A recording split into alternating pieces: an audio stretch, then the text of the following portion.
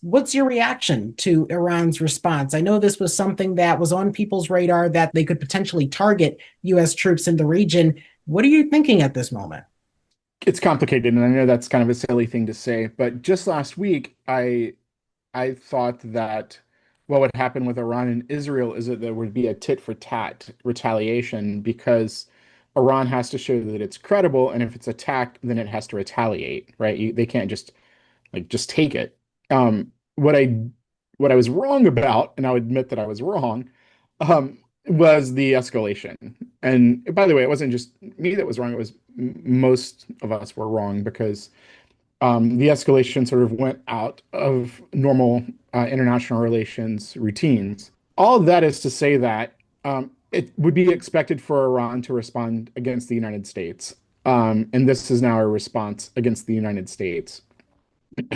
So, in most circumstances, you would see the United States respond again, and then probably a smaller response from Iran, and then that's the de escalation.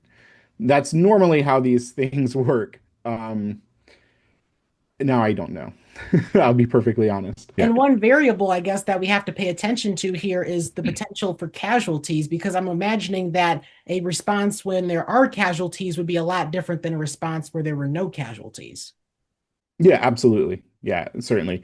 And so we'll see. Again, I just saw the news on Iran's response. I didn't see anything about casualties.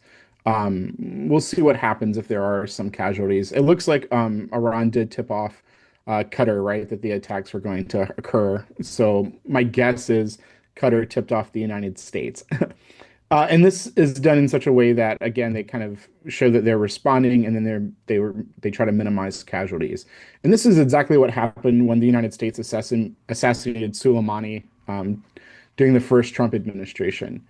But again, what's different now is this escalation is abnormal.